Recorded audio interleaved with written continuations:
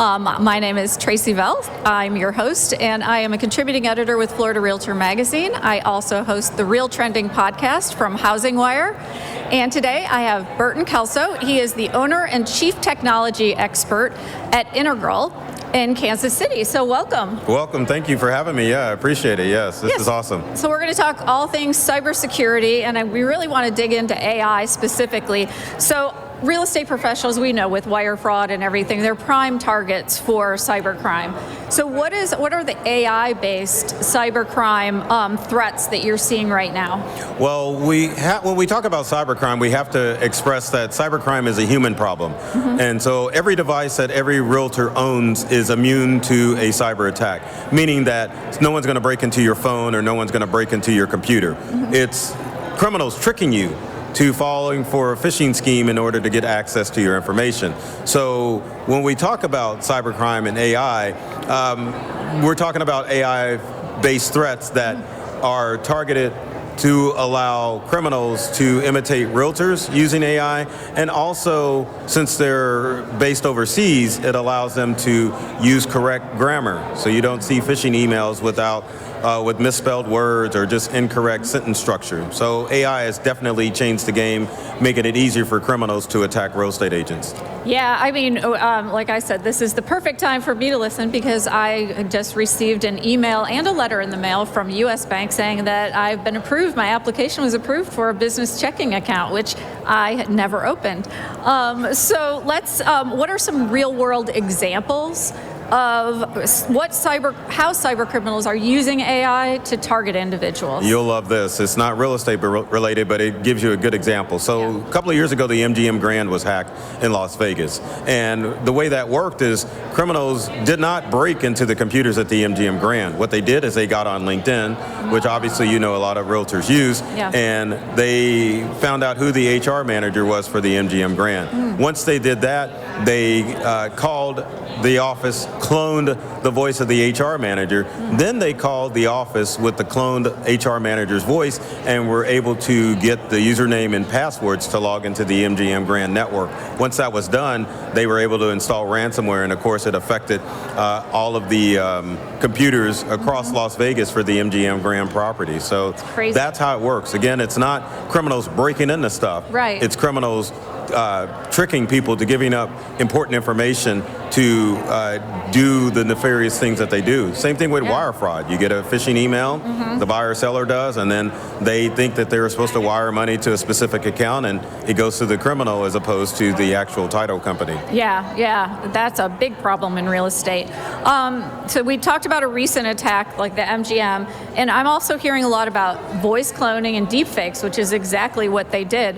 So how can those AI-generated impersonations kind of take advantage of agents, and how can they protect themselves against that? Well, one of the things where we're talking about real world examples, I'm going to go take a step back. Okay. Social media accounts are used by criminals in order to commandeer realtors who have a large following, and they are able to extract cryptocurrency from unsuspecting people. So it's not always the wire fraud that's done directly with email. It's also through social media, and those are some great real-world examples of how criminals are taking advantage of realtors, using their followers to make money, whether it be crypto or sometimes they will promote other products under that realtor's banner. So realtors need to make sure that they're protecting their social media accounts to make sure that they're not commandeered.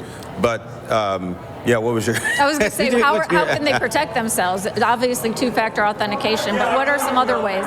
So one of the best ways to protect yourself from a cyber scam is to, number one, make sure that your information isn't floating on the dark web. There are websites like haveibeenpwned.com that allow you to go to the website and ensure that your information isn't floating around on the dark web. Because criminals can go into like social media accounts and email accounts, because unfortunately, real estate agents use free accounts like AOL and Gmail, and they're able to get the credentials to log into those accounts, and once they're in, they're able to steal correspondence back and forth and come in as a third party to trick buyers and sellers to giving out their information. So number one is to be vigilant.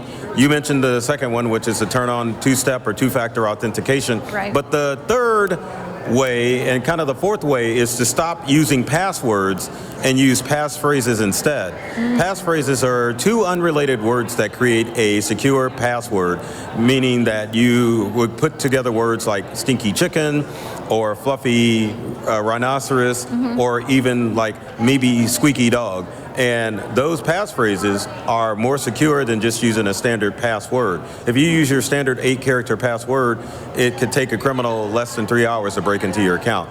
But with a passphrase, you're talking centuries before a criminal can actually get access to your online accounts and your social media. Yeah. Yeah. So why is that? Well, it's because they have utilities, meaning the cyber criminals, that can go in and like figure out passwords like within seconds. And so if you just have random numbers, then it's easy to go through and put together random numbers using an algorithm or even AI to log into that account using just a random word password. But with a passphrase, since it's two unrelated phrases, it's longer for criminals to get that algorithm to figure out what the passphrase is in order to get into that online account. Even if you have like letters, numbers, symbols? It doesn't matter. Wow, that's really interesting. Yeah. I did not know that. Yeah, that's why passphrases are good. Another thing I was going to suggest for realtors to invest in is to start using pass keys. And pass key is essentially biometric. So your login for your laptop or your phone is either tied into your fingerprint or your face. And so a pass key allows it to not only allow you to log into your device, but you can also log into online accounts too, such as not Facebook, but LinkedIn has that ability. QuickBooks Online has that ability. And even if you use a free or a paid Gmail account, you can use a pass key to log in as opposed to just using a standard password. And biometrics are more secure than just typing in something in because it's, it's part of your body. That's interesting. Unless someone takes your finger off, then they're not getting into your online account, right? I'm going to have to change my passwords now. Yes, you are. Start using passphrases instead of passwords, right? Definitely. Yeah. So AI is making phishing and spear phishing more convincing and harder to detect for real estate professionals. How are they doing that? Well, under normal circumstances, your legitimate AI tools such as ChatGPT, Microsoft Copilot, and Gemini don't allow you to put the prompt in, hey, can you create the perfect phishing email? But criminals have their own large language models like Fraud GPT and like Scam GPT that are designed to help criminals come up with different ways that they can trick realtors into giving up their personal information. So people think, oh, ChatGPT's evil. No, the companies that make those products don't want cyber criminals to take advantage of AI. But criminals themselves are smart enough to make their own chatbots that are designed to trick people into giving up their personal information. So it's as easy as it is for a real estate agent to go in to make a listing with AI. Criminals can make a scam email using AI as well. Well, and the one thing I just learned because of this business checking is that I have credit freezes on my name, my husband's name, my kids' names, and I don't have one on, well, I do now, but I didn't have one on my business name. And I didn't even know that was a thing. Right. So obviously it's something good to have, right? Well, credit freeze is always good if you think that your information's been leaked onto the dark web. So if you go to a website like Have I Been Pwned, and you know that personal information has been linked, such as government IDs, passwords, addresses, then you know that in order to protect yourself, you do have to put a freeze on your personal credit. But if your business credentials start leaking onto the dark web, then obviously a business freeze is a good thing for real estate agents to do as well. Yeah, well, it had to be my business credentials because they opened it in my business name. Can you believe that doing a credit freeze is probably one of the top things that you can do in order to protect your accounts from fraud? A lot of people think that you have to get LifeLock or any other credit monitoring tools, but just freezing your credit, that's one of the best things to do to keep yourself safe from hackers. Yeah, and I was told that I should do all three of the credit bureaus.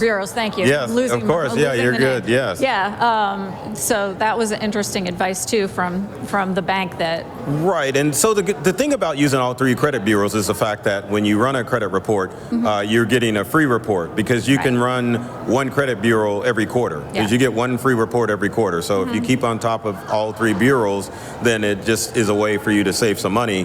But at the same time, making sure that all of your online accounts are safe and secure. Yeah, absolutely. So once you're hacked, recovery in a lot of cases can be brutal.